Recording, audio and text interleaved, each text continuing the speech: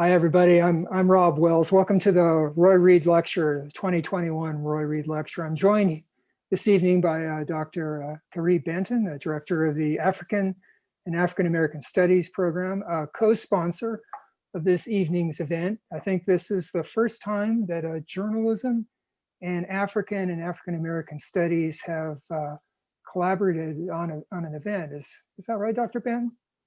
That is indeed right. And we're happy to be a part of this great event with journalism. Well, great. Well, thanks for being here. Why don't you tell the group a little bit about the program and what we might be cooking up next semester. Great. Thank you all so very much for tuning in tonight. As Dr. Wells said, I am the director of the African and African American Studies program here at the University of Arkansas, where we are truly invested in providing an interdisciplinary education to our students, engaging with a multiplicity of disciplines from history, political science, journalism, social work, education, and so on. We invite students to, double major or minor in ASD, to adopt ASD as a second major. A total of 21 hours would be needed to become an additional, have ASD as a second major or a dependent major if you're in certain fields. And then for a minor, a total of 15 hours in African American Studies. So I would invite you, if you haven't done an audit of perhaps courses you've already taken, you might already have a substantial number of those courses already fulfilled. So we invite you. We have a study abroad program to Ghana that, unfortunately with COVID, we couldn't go last year, and we're still holding off until 2023. So again, if you're a major or minor, those are some of the things that you can take advantage of. And lastly, I'll mention that for those of you who are in the journalism graduate program, we do have the graduate certificate program, which requires a total of 15 hours, but 9 of those hours can be in your own program, and then 1 interdisciplinary course and a core course that we offer in African and African American Studies in graduate readings in African American Studies. So we invite you all to, come over to African American Studies. I think it's a valuable part of a university education. And so if you have any questions, please shoot me an email at cabanton@uart.edu. Yeah, please put your email in the chat, Dr. Benton. Oh, sure. That'd be great. And as graduate coordinator for journalism, we're going to be sending a lot of students your way. This is the sort of cultural competency that journalists need. I mean, and we have such a great program and an awesome partner. So thank you very, very much for being here. So I just wanted to have a couple housekeeping matters here before I introduce the speaker. Events being recorded.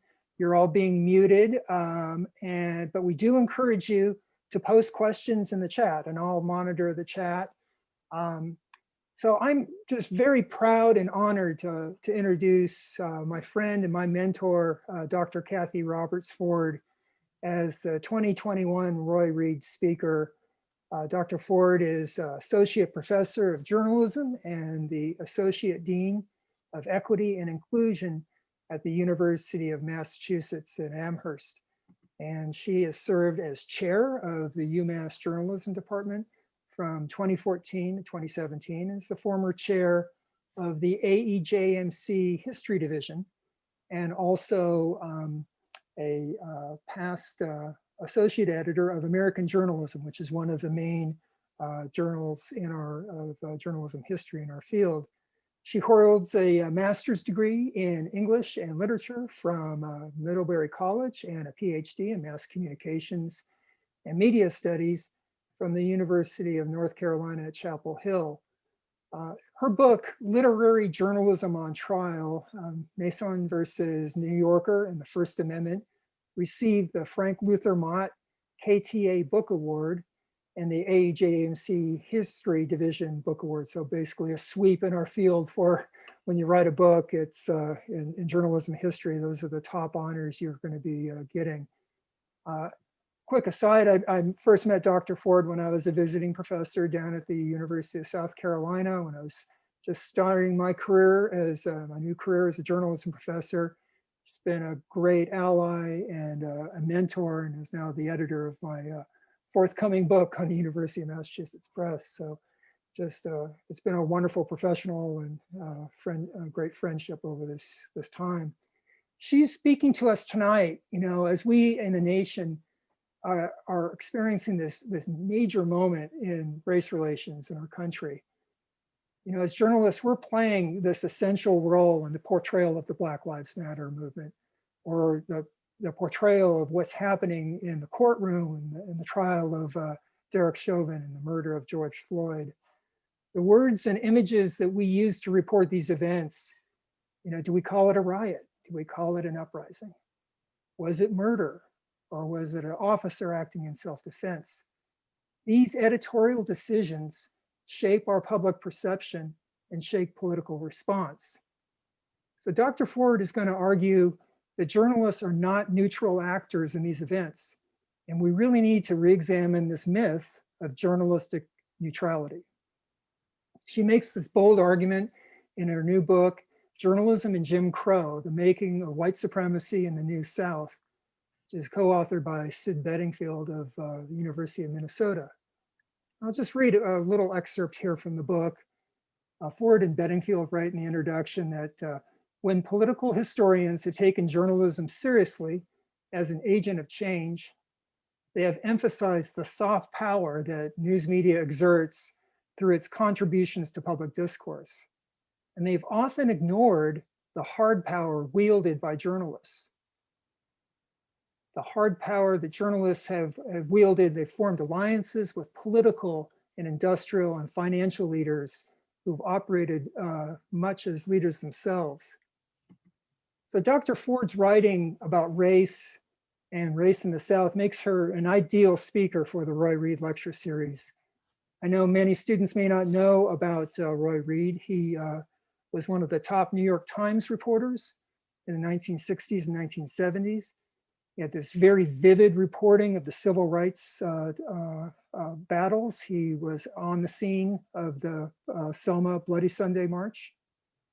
That reporting really captured the attention of the nation. Roy Reid was the best journalist to ever come out of Arkansas.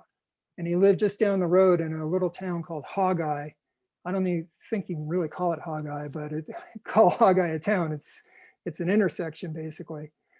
And he taught journalism here from 1979 to 1995, and he passed away 2017. I was just really honored to be able to spend some time with Roy Reid and got to know him a little bit before his passing.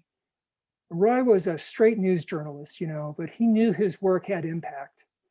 And that impact and the political implications of journalism are what Dr. Forde is here to discuss this evening. So I'll turn the program over to Dr. Forde. Really happy to have you, and the floor is yours. Thank you so much. Thank you to the School of Journalism and Strategic Media for inviting me to speak. Thank you so much, Dr. Wells, for that lovely introduction and for your friendship and colleagueship these many years. And thank you, Dr. Banton, for that wonderful call out for your program. And I urge all students in the journalism program to do exactly as she said. Please take courses in the African and African American Studies department there at the University of Arkansas. And it's important. And I want to thank everyone who's attending one more Zoom event during what's been a crushing semester of work on every college campus in America. I am so honored and pleased to give a lecture named for Roy Reid, whose coverage of the heroic Black struggle for civil and political rights in the South was dramatized in Ava DuVernay's masterpiece film, Selma. So if you want to meet him just a little bit, even if it's in, it's not him, but a character representing him, watch that film. And also a quick point of connection with some of you maybe, my cousin, Ashley Ralph Forde, is one of the architects who designed the stunning Adohi Hall student residence on your campus. So if any of you get to live or will be living in that space, my cousin played a role in that. I'm just so proud of her, and y'all are really lucky to have such a beautiful building on your campus. Also, I want to say, I wish I could somehow evaporate all these screens we're sitting in front of right now so we could all be together in conversation and in a fellowship about these urgent issues we'll be thinking and talking about tonight. But still, I can't do that. But still, here we are, and I'm grateful we can be together safely in this way. Before I get rolling, I want to acknowledge that this book, Journalism and Jim Crow, that Dr. Wells talked about, it's the work of many people. I'm the lead editor, but it is an edited book. And my co-editor, Sid Bedingfield, and the many brilliant historians who contributed chapters are all part of this project. From the beginning, our team has worked really closely, shaping this original and powerful revision, we think, of the prevailing historical narrative about the South and the press during this time period and the Black freedom struggle. And we've shared our work in progress at a symposium hosted at the University of Minnesota several years ago. And so all of this is a way of saying that my remarks tonight are beholden to my fellow historians and friends who all contributed to the book. So Journalism and Jim Crow tackles a subject about which relatively little was known. And this is the world of Southern journalism after the Civil War and Reconstruction, from 1875 to 1920, when white Democrats gained political control of the South and built a nearly monolithic, anti-democratic, anti-Black, violent, totalitarian society. That's just the truth. And this society stood until the Civil Rights Act of 1964 and the Voting Rights Act of 1965, when Black Southerners finally wrested power from white supremacists during the Civil Rights Movement. Let me be clear. After the Civil War and Reconstruction, powerful white newspaper publishers and editors across the South were often straight out, full-on political actors. Today, news editors and publishers stay far away from political involvement, or at least that's the professional standard. But in the mid to late 19th century in the South, they were deeply involved in party politics, and they were essential architects and builders of white supremacy. Let me underscore this point, which is at the heart of this fresh historical understanding we're offering in Journalism and Jim Crow. These white newspaper publishers and editors in the South actively planned, built, and protected white supremacist political economies and social orders across the South that lasted for generations and used anti-Black political violence as a weapon along the way. Black editors and journalists, South and North, fought these regimes as they were being built, creating newspapers, magazines, and civil rights organizations to join the battle. They saw clearly what was happening as it was happening, and they called it out and fought ferociously to stop it. And the stakes could not have been higher.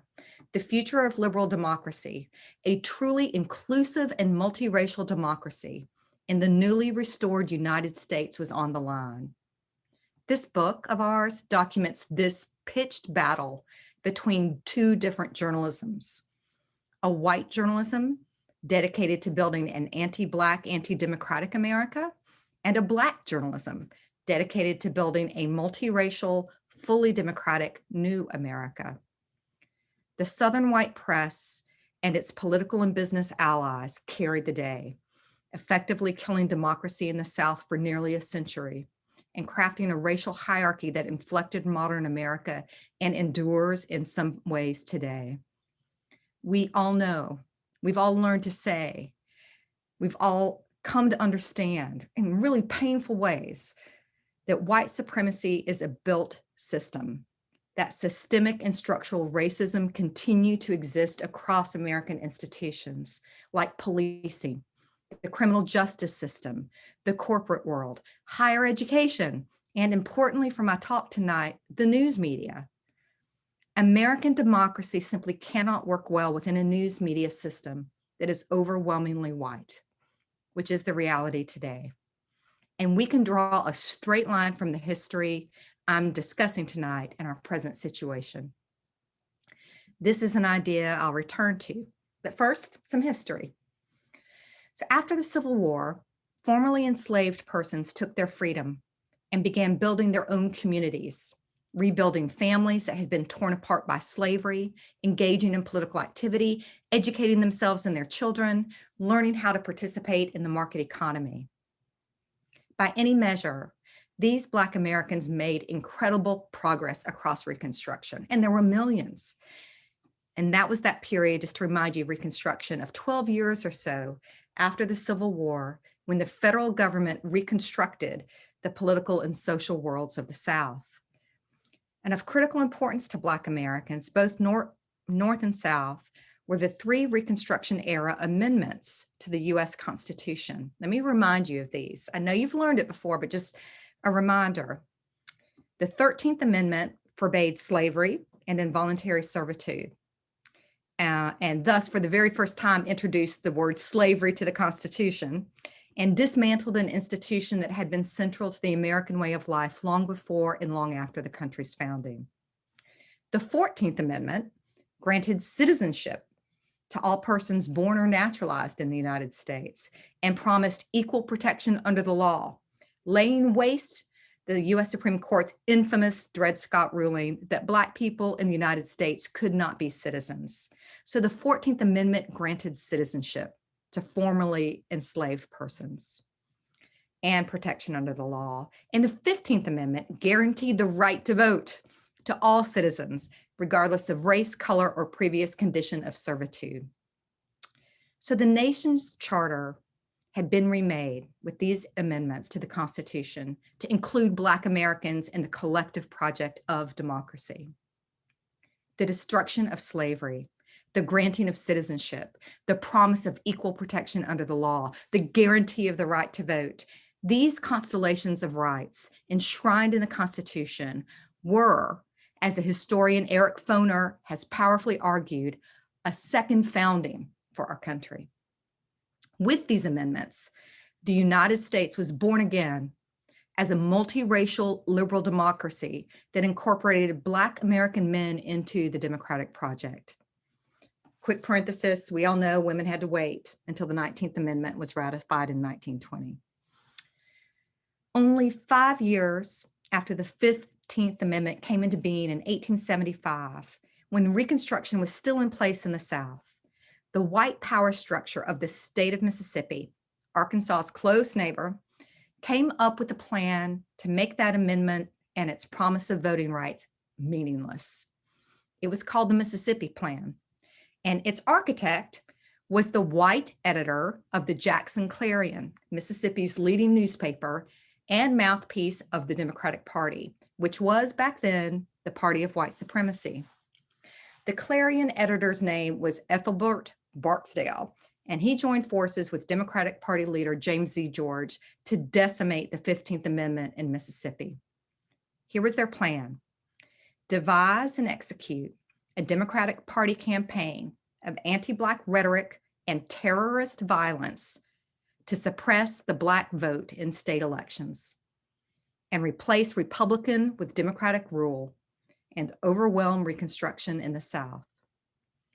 They orchestrated a coordinated campaign of newspaper commentary, voter fraud, vicious guerrilla warfare against the Black community designed to overthrow so-called Negro rule in the state, including militias that attacked Black communities, burned their homes, and murdered their men. Black Mississippians raised their voices and tried to stop the plan. The Republican governor of Mississippi pleaded with President Grant to send federal troops to stop the slaughter, but Grant refused, fearing such help would ruin the Republican Party's chances of maintaining power in northern states. So Black citizens of Mississippi were murdered in mass political violence, and their right to vote effectively taken away for the next 90 years. White leaders in other Southern states took note.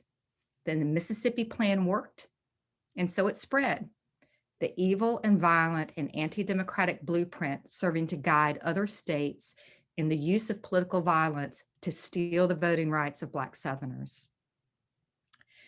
What happened to Ethelbert Barksdale, the white editor of the Jackson Clarion, who used his newspaper to organize and effectuate the Mississippi Plan? He went on to have a celebrated career, serving 2 terms in the U.S. House of Representatives.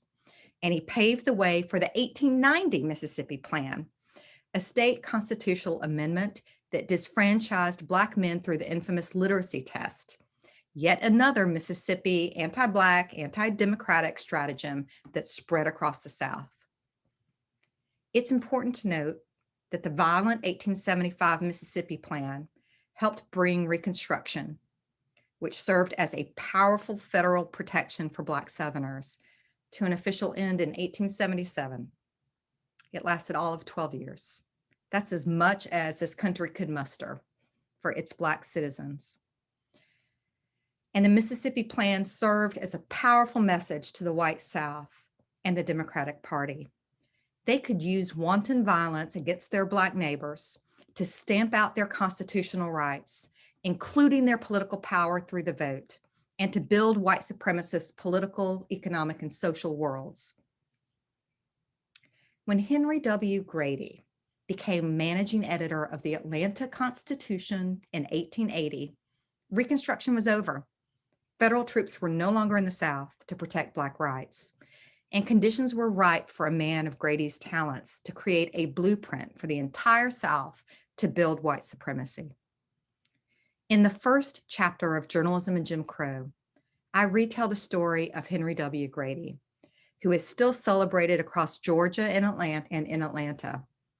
In the popular narrative, Grady is the progressive managing editor of the Atlanta Constitution, who built it into the New South's national voice.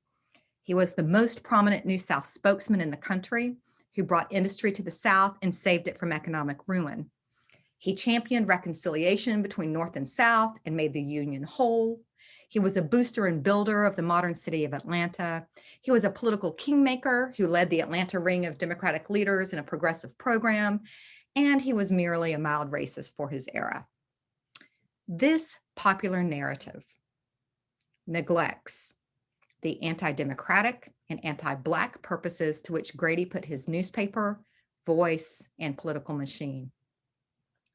And very importantly and tragically, it neglects the voices and work of prominent Black journalists and civil rights leaders of Grady's own era, who told a story about Grady very much like the one I tell in Journalism and Jim Crow. I follow them in my work. And I tell with their help a more complete and clear-eyed story about who Grady was, because they understood clearly who he was and what he was doing as he was doing it, and called him out and tried to stop him. Grady was, I argue, a powerful architect of white supremacy in the South. He played an outsized role in crafting white supremacy in Georgia, the South, and the nation during a decade, the 1880s, when the future of liberal democracy in the South and the country hung in the balance. It did not have to be the way it turned out. And this was the decisive moment. So Grady, in his famous New South speeches across the North and the South, in the pages of his newspaper, the Atlanta Constitution, in his role as political kingmaker in Georgia, provided the intellectual predicate and political blueprint for building white supremacy. He popularized, let me tell you some of the things he did. He popularized that idea, that famous idea you've all learned about, of equal but separate, enshrined in Plessy v. Ferguson in 1896 as separate but equal, a constitutional doctrine that kept the South segregated until the Civil Rights Act of 1964. Grady advocated endlessly for Black disfranchisement, for removing the right to vote from Black Southerners, to guard against so-called Negro domination and Negro rule. He used the Atlanta Constitution as a propaganda machine for a Democratic Party dedicated to building a white supremacist political economy and social order. He also normalized racial terror lynchings in the Atlanta Constitution's lynching coverage, setting in place reporting practices that led the paper actually to foment lynchings in the years ahead. Grady was also the leader of the Atlanta Ring, a group of powerful Democrats who controlled Georgia and Atlanta and cycled through the US Senate and governor's office advocating for the New South and white supremacy at the federal level and throughout the state and region. He masterminded a secret corrupt political deal to keep power in the hands of his Ring members, and he helped build the single-party Democratic framework for white political domination known as the Solid South. Finally, he laid the groundwork to defeat the federal Lodge Bill, meant to protect Black voting rights in federal elections, which led to the 1890 Mississippi Plan, which I talked about earlier, and its disfranchisement scheme, which was replicated in other Southern states and lasted until the 1965 Voting Rights Act, making it incredibly difficult for Black Southerners to have political power in the South. All of this is Henry W. Grady's legacy, the managing editor of the Atlanta Constitution, the voice of the New South across the 1880s.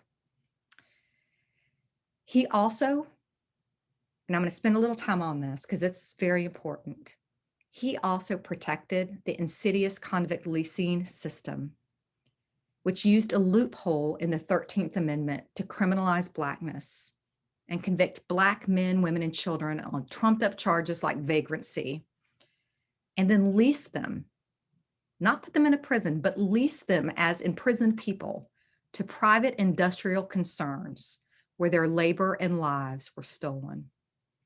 All of these men, all of the men in Grady's Atlanta Ring, these were the men who were governors. He helped get them elected over and over again. The governor of Georgia, the US senators from Georgia to Washington, a mayor, an Atlanta mayor. He helped get them elected. And all of them were holders of a 20-year convict lease in Georgia.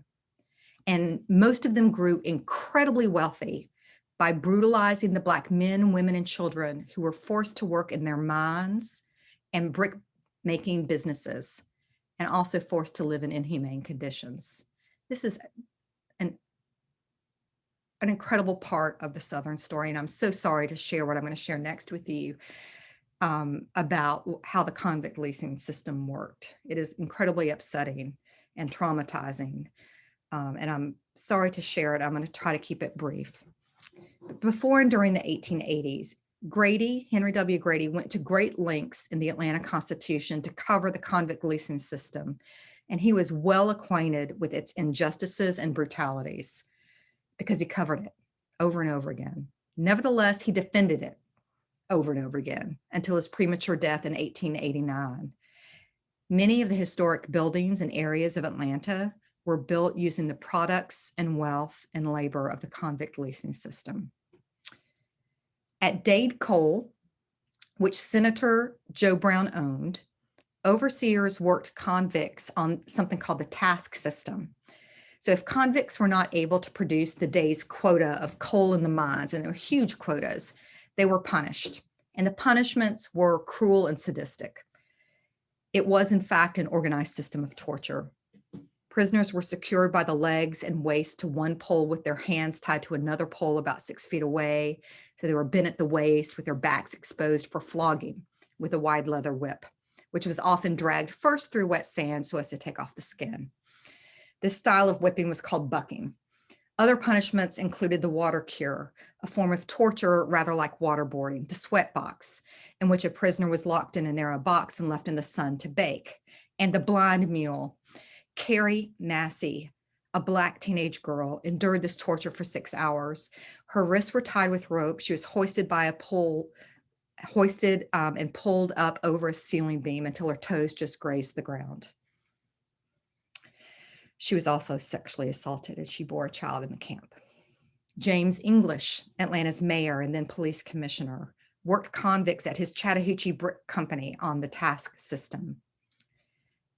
The brick-making process was archaic, using old handmade methods under a modern productivity regime. Convicts filled brick molds by hand with clay. They worked fire-breathing kilns and carried pallets of hot bricks on their backs at a run under the lash of guards, wielding horse whips. At its worst, the camp flogged 15 to 20 prisoners a day. Community members would hear blood-curdling screams from the camp. In 1885, a Macon newspaper reported the death rate of 20 to 25% at the Chattahoochee camp, noting that the deaths were not due to illness. They were due to accidents and mistreatment. Meanwhile, a legislative penitentiary report the same year reported that convicts across all Georgia camps were in excellent health. That was the official report. The newspaper explained the discrepancy between reports of abuse and the so-called excellent health by noting that public information about the convict leasing system was controlled by influential political rings that included the lessees themselves. And that, of course, was true. So when Governor Gordon presided, who also at one time held the lease, when he presided over an investigation of the convict leasing system in 1887, it was found that prisoners at the Chattahoochee camp had been flogged so viciously that stripes of flesh had been cut out with the lash from their backs. What was their offense? They had simply reported inhumane treatment to a legislative committee. Grady was well aware of his colleagues' involvement in the convict lease and the brutalities of the system. After all, Gordon's sublessee had murdered Grady's friend for his attempts to expose convict leasing as an inhumane system. And Grady had covered the entire affair in the Atlanta Constitution.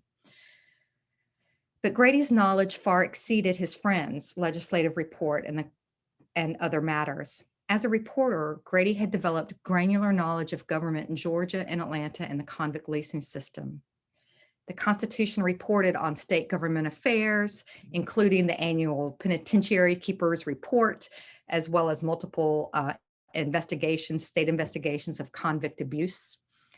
Even before Grady was manager at the Atlanta Constitution, he wrote a report for the Philadelphia Times on Georgia's convict labor system. Grady defended it over and over again. He explained how lucrative it was for the companies with 20-year leases, even though there were these documented brutal treatments of convicts and high death rates. And this is what he wrote. The disposition in Georgia is to adhere to the present system as the best for the state and for the Negro. As if he was writing, as if to assure his white readers that most of the convicts were Black. Then he wrote, I cannot deny many of the stories of cruelty or of excessive mortality that are told. Most of the reports, however, are colored for sinister effect. So apparently, Grady found nothing truly, authentically sinister about a cruel and lethal system targeting Black Georgians. Black Georgians and Black journalists in the South and in the North fought back against Grady's work. The Reverend William J. White, an editor of the Georgia Baptist in Georgia, wrote this: the fortunes of many a prominent white Georgia family are red with the blood and sweat of Black men justly and unjustly held to labor in Georgia prison camps. T. Thomas Fortune, who was one of the great Black intellectuals of the 19th century and editor of the New York Age, the New York Globe, wrote this. He attacked Grady directly, calling Georgia's convict system a cesspool of degradation and crime under the very nostrils of the prophet Grady. He also called Grady the editor of a leading but hidebound Georgia newspaper, and he pointed out the irony of Grady insisting on social separation of the races when, and this is in T. Thomas Fortune's words, the entire African race in this country has not only had its blood tainted, but actually corrupted by unholy contact with his much vaunted superior race. Fortune also rebuked and corrected Grady's arrogant assumption that Black people were somehow not included in the we of the South. And this is Grady writing. Grady appeals to the, not Grady, I'm sorry, Fortune. Grady appeals to the North to leave the race question to us, and we will settle it, Fortune wrote. So we will, but the we Mr. Grady had in his mind's eye will not be permitted to settle it alone. Not by any means, Mr. Grady. Not only the white we, but the colored we as well will demand a share in that settlement. Ida B. Wells, the great journalist and anti-lynching advocate, in her anti-lynching pamphlet, Southern Horrors, connected the dots from Grady's New South doctrine to lynching. This is what she wrote. Henry W. Grady, in his well-remembered speeches in New England and New York, pictured the Afro-American as incapable of self-government. Through him and other leading men, the cry of the South to the country has been, hands off, leave us to solve our problem. To the Afro-American, the South says, the white man must and will rule. And then she says, there is little difference between the antebellum South, the South before slavery, and the New South. And then she went on in her pamphlet to use lynching coverage from the Atlanta Constitution to produce lynch law in Georgia, in which she showed, and in her words, that the Southern press champions burning men alive. And she meant the white Southern press. W.E.B. Du Bois, one of the great intellects, scholars, activists, and journalists of the late 19th and 20th centuries, had a few things to say about Grady too.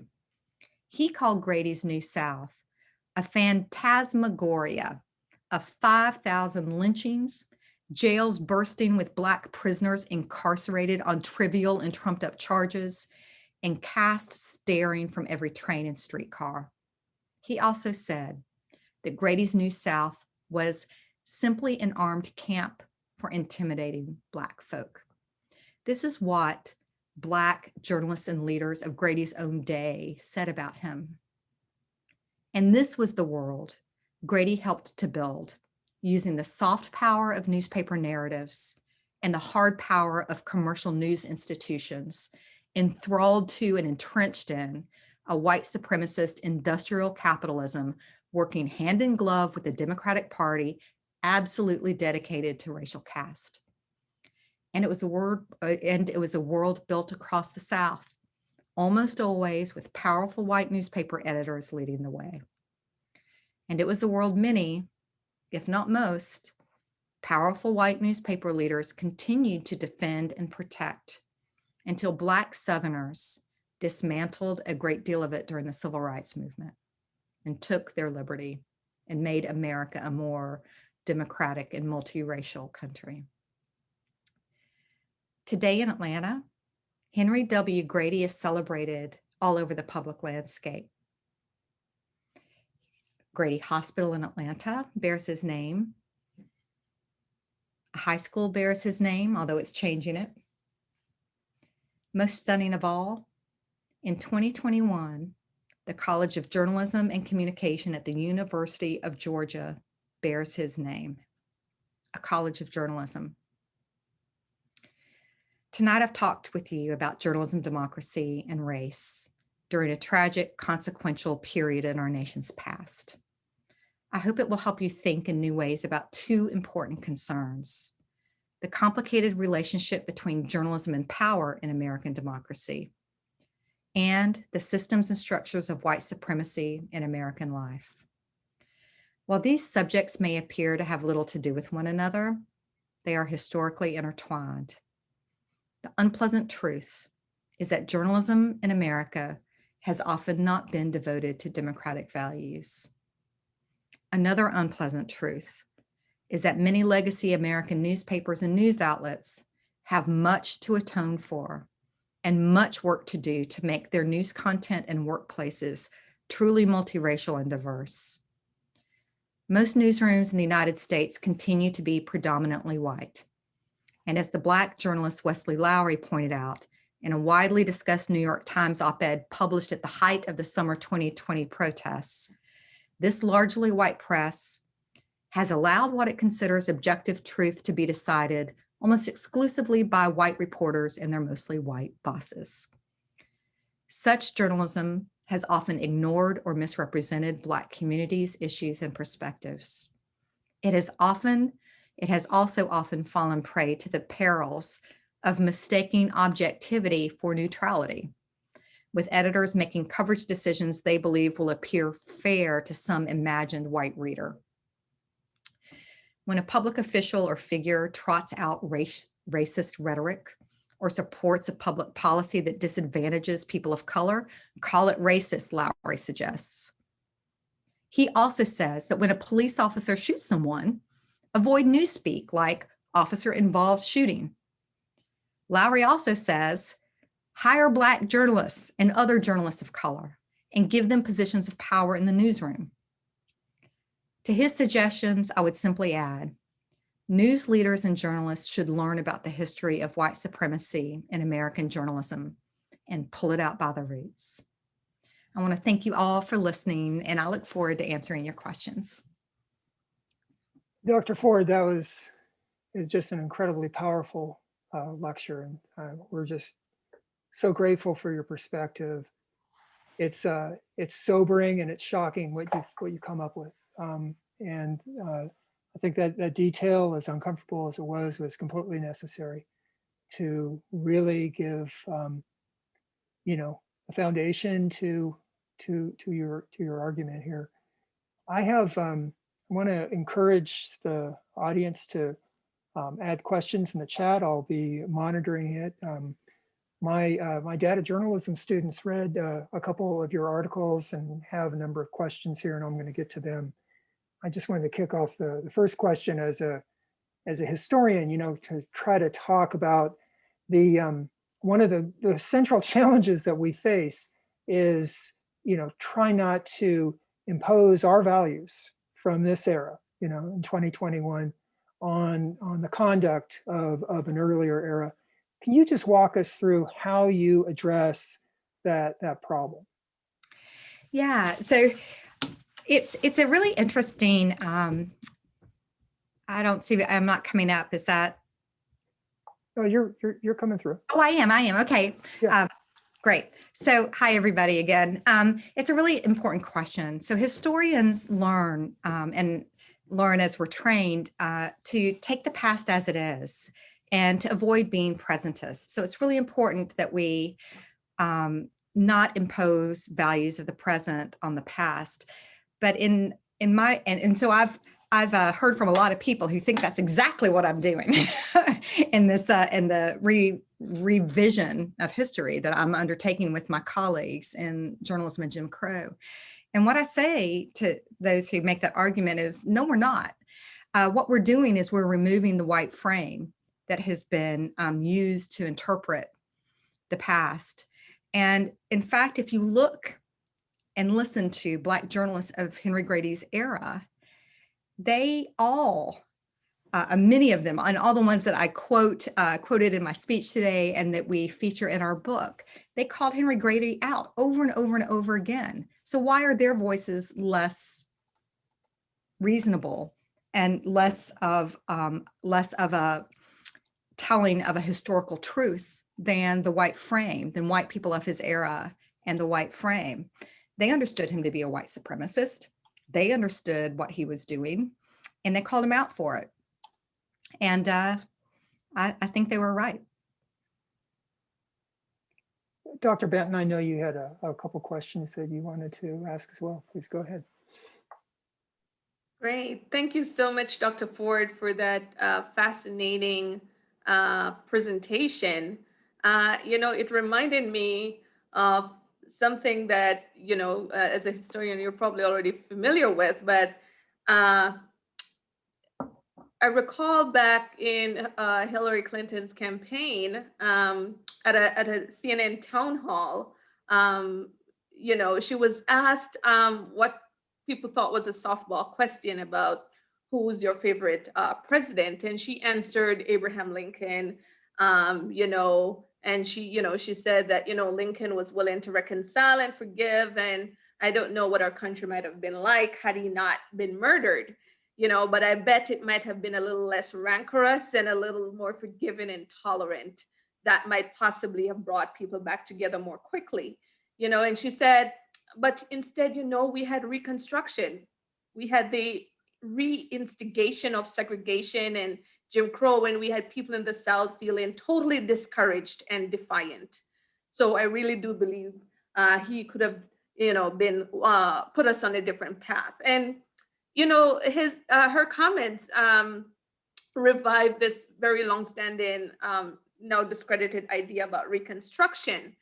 Part of which your talk touched upon, and it brought into view, in our profession, the Columbia historian William Archibald Dunning, who helped to push that dominant narrative through to the 1960s, that was at odds with people like W.E.B. Du Bois and his work, Black Reconstruction.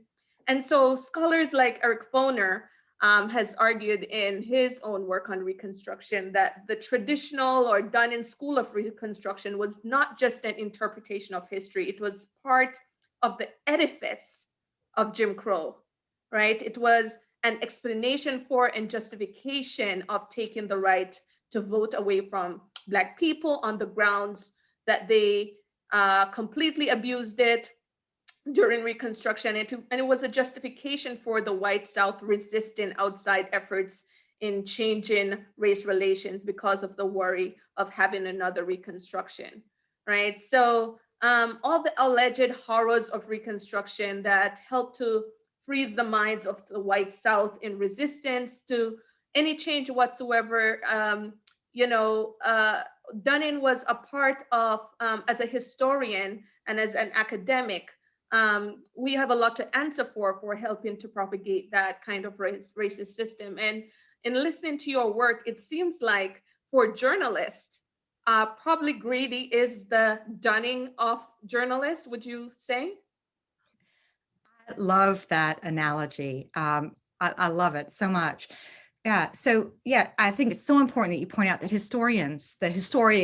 the practice of history, the professional practice of history in the United States, which was dominated by white people of European descent until, to the very recent past, until the social and cultural turn of the 1950s, 1960s. Of course, there were very important Black historians working in the late 19th and early 20th century, but they often just didn't get the kind of focus that they deserve. Thinking Rayford Logan, John R. Lynch from Mississippi, and many others. So this idea that Grady was the Dunning of his period, but for journalists, is just so intriguing to me. I've not thought of that, and I love it. This Dunning School of Reconstruction was just a piece and a part and an edifice of white supremacy, just in the world of higher education and professional historical storytelling about what America was. And Grady, was a precursor to that, but in the world of journalism. I know everyone in this lecture, on the Zoom call, everyone has heard that journalism is the first rough draft of history, right? And so, Grady provided a lot of material for the Dunning people to work with. And a great deal of it lies in misinformation, fake news, propaganda, political campaign material. Thank you so much, Dr. Banton. That's such a great insight. And I guess just as a little follow-up to that, as you just mentioned it, talking about, historians and the archive, right, that he has provided this archive. And, what might you say to students, who must go back to this archive, that, to avoid reinscribing the kinds of racist thinking that has been shrouded under this, or veiled under this idea of neutrality and objectivity? How do they kind of suss that out? I think it's a real challenge. I think students who work particularly in newspaper archives, they have to understand the historical period in which they were working, and they have to understand how newspapers worked in that period. So, for example, in the late 19th and early 20th century South, newspapers in America, at least in the South, were still very, very much tied to political parties. And so they have to understand that. And if they don't understand that, they're going to assume that these newspapers were somehow working with professional standards of journalism that didn't become standard until the 1920s, 1930s. And even then, when the professional standard of objectivity became a norm in professional journalism, even then it was still very much a white norm, right? And so you still have white norms and white standards shaping the stories that journalists, white journalists, like some really powerful newspapers that were read by more Americans and magazines, and when the advent of television news, the same thing was happening, right? That often misrepresented people of color.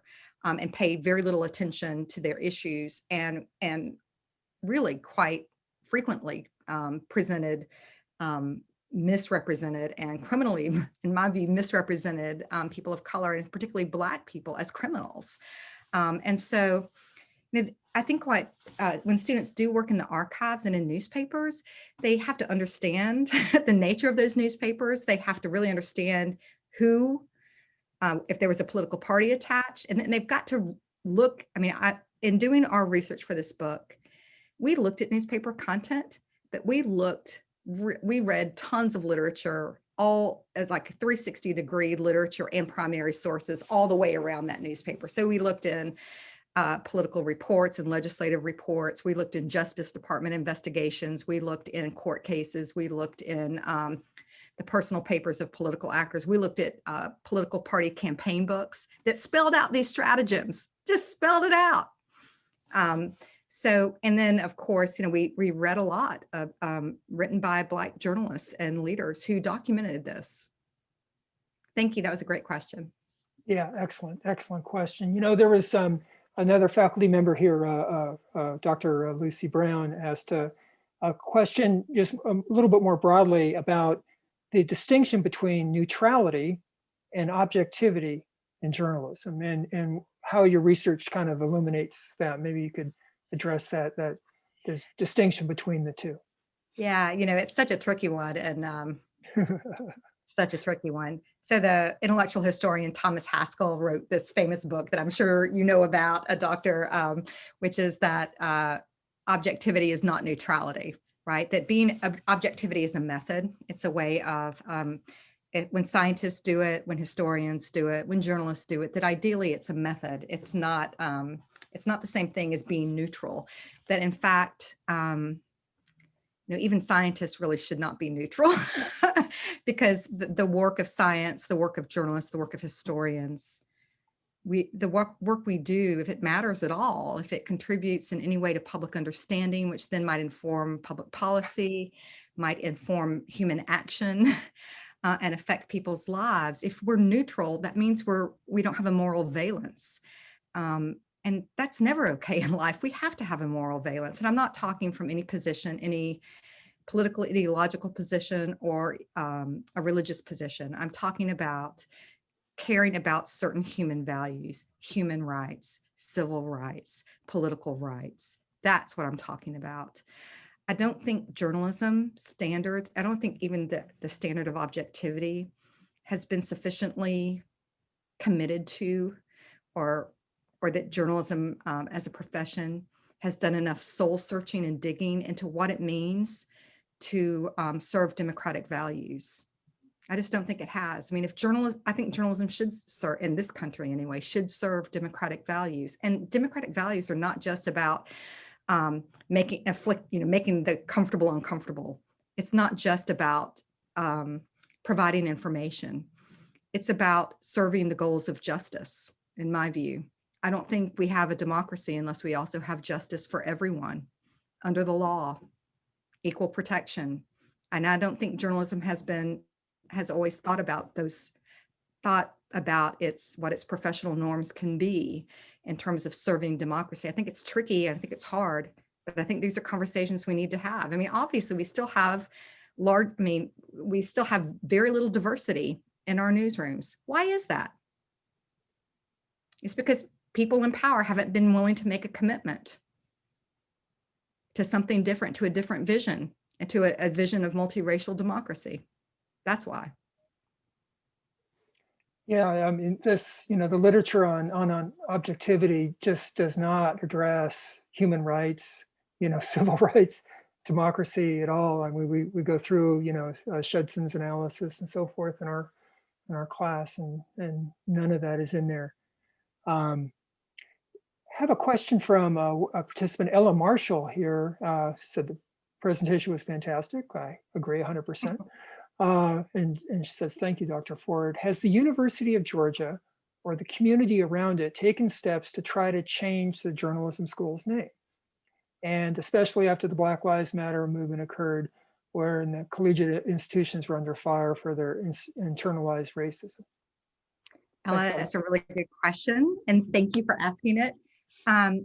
So this past summer, in the wake of the uprisings after the police killing of George Floyd, there was a group, a student at the University of Georgia published an op-ed in the student newspaper saying that the Grady School should change its name, and it should not be called the Grady College anymore. And then a group of alumni started a petition using my research, which I'm really pleased about. And by the way, I'll get to that. My students helped me with this. I want to talk about my students because my students are the best. And I have involved students in my research for this book, and they've been pivotal and just really wonderful partners. So the petition and the movement is called Rename Grady. And so the president of the University of Georgia system appointed this kind of committee to look into the renaming, not only of the Grady College, but all kinds of public buildings across the University of Georgia system. I read a report in the student newspaper not very long ago, and actually went and looked at the University of Georgia system's website that reports out what this committee is doing. And at least the website reports out that the committee has done nothing since, when I looked about a month ago, hadn't done anything since September. So there are movements afoot. What the University of Georgia is going to do about it, I do not know. Wow. Dr. Benton, did you have other questions that you wanted to ask at this time? Well, I except to say that it's a very interesting, as you're talking about, and, renaming Grady School and thinking about the ways in which Jim Crow ideas and white supremacy has been, enshrined in concrete at various institutions, including academic institutions, as you pointed out, University of Georgia, here at the University of Arkansas, as well as we're having these discussions among ourselves with J. William Fulbright and other people like that connected to that long intellectual history of Jim Crow that was enshrined by people like Brady. So I was going to ask you a question about how we might trace that intellectual history if you've identified how the language of Jim Crow and the ways of enshrining it in our various methodologies and institution has changed over time. I'm not sure how to answer that question. I think I might have to answer a question you didn't ask me, which is, by the way, everyone in the audience, that's a way of deflecting when you're not quite sure what to ask. You're going to start running for office if you keep that up. Yeah, this is called News Media Training 101. When you're not quite sure how to answer the question, or you don't want it. In this case, I'm not sure how to answer it. It's not that I don't want to answer it. I just don't know. I'm sure I can. I have the tools at the moment at the ready to answer it, but it's called the pivot. But I'm going to try. So institutions, particularly institutions in the South, I think they have this history, a really difficult history that they have to reckon with. And there are these intellectual residue that remains in the present, these names of people who are on buildings, There might even be practices in place that are inherited from the past that aren't inclusive, that don't celebrate diversity, that are offensive to all kinds of people, and students and faculty and staff.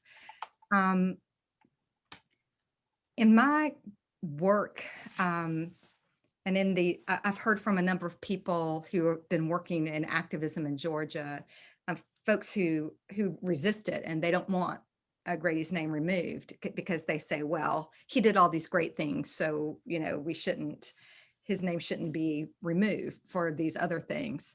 And they see the argument is often that removing the name is erasing history. And that idea, I think, is quite mistaken. It's not the history is there. The history cannot be erased. It cannot be erased. And in fact, it's inscribed in the America we have today. And it has caused tremendous trauma to all kinds of people of color, and to Black Americans.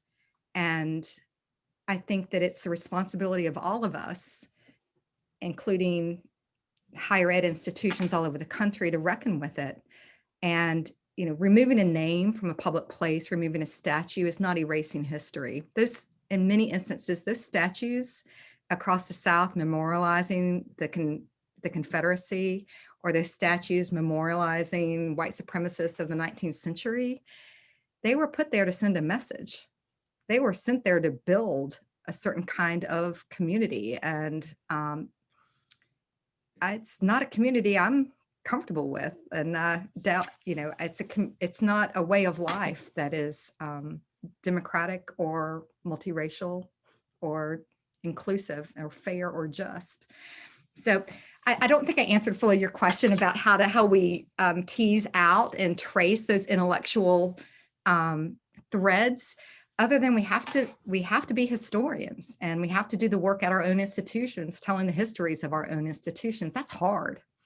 In some ways, it's probably easier for, Georgia to use my research than I think it would be really hard for someone at Georgia to be doing. But, other institutions have opened their arms to these to historians on their own campuses, telling the story of the institution, even at the really ugly, ugly parts. So I think it can be done, just challenging. So Dr. Forde, we have quite a few of our faculty members in here, and they're asking questions. Professor Brett Schulte, you might know him. He's studies literary journalism, just loves his talk. And he would say, what would you say about Southern journalism in the Jim Crow era, and how it reminds you of rhetoric of the far right-wing news outlets? Are they doing anything new or different or surprising to preserve the white power structure? I've got to tell you, Dr. Schulte, I've had so many, Sid and I and my fellow authors in journalism and Jim Crow, we've had some really interesting discussions. I feel like the right-wing news media sphere during the Trump administration, and not to be political here, y'all, but the right-wing news ecosystem was rife with disinformation, political disinformation, and very purposeful political disinformation campaigns. So in this way, some of these right-wing news media seemed to be and were quite visibly working with the Trumpian wing of the Republican Party. And so there are just a lot of similarities. I don't know about anything different, but a lot of similarities with the past, I'm sorry to say. Yeah, it was definitely an effort to discredit a free and fair election. That's right. Without a doubt. And that's one specific thing we can talk about and should. That's a nice, a clear focus. Yeah. A couple of my students were really interested in the method of your research. How do you keep everything organized? How do you what sort of system do you use with archival research and pulling it together and pulling those needles out of the haystacks. So a couple of my students were really interested in your process.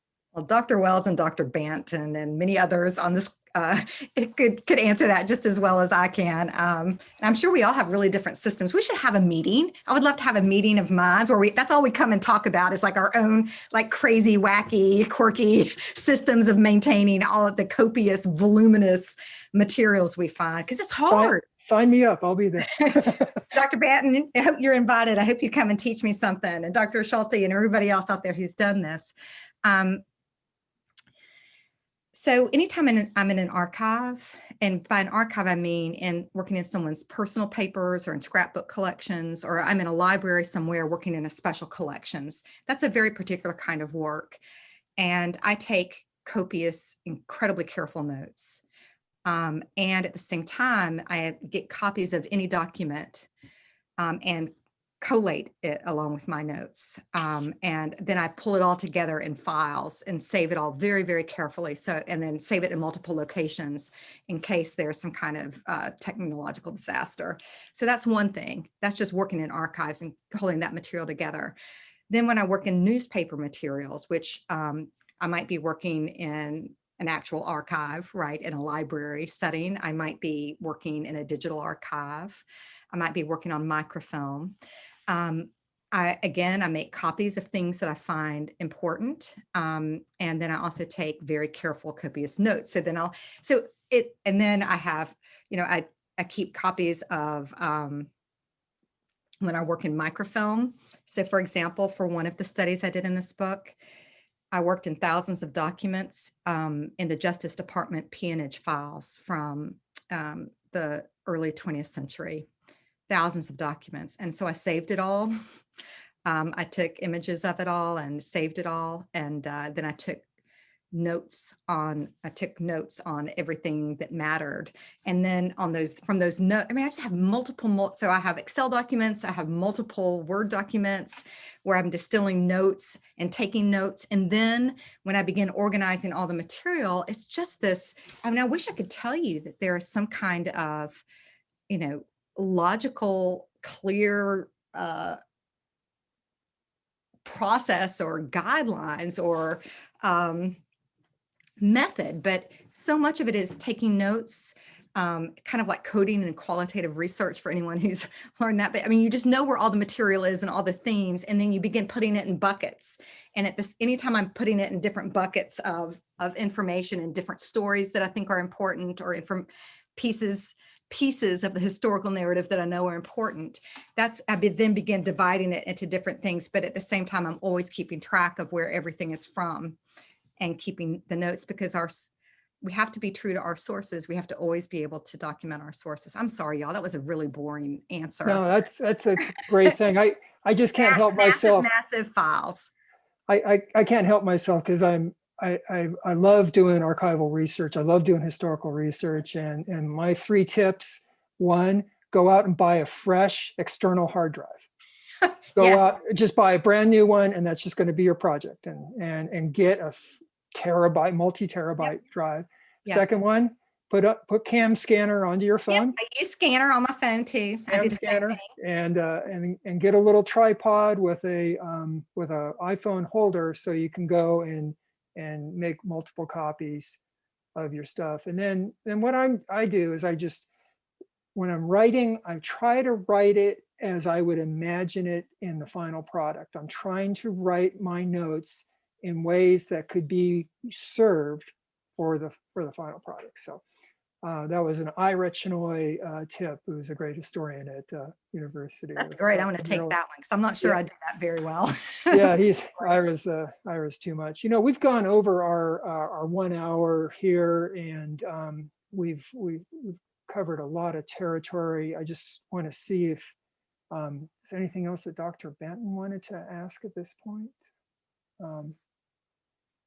No, Dr. Forde did such a wonderful job in, covering the depth and breadth of Jim Crow, and, answering additional questions in the Q&A. But I found, what she's said in terms of us living in the wake of Jim Crow in these institutions, especially in the geographical space of the South, you know, and grappling with this history, this very weighty history, to be especially instructive. And I want to thank her for bringing that to our students and, you know, having them think about it.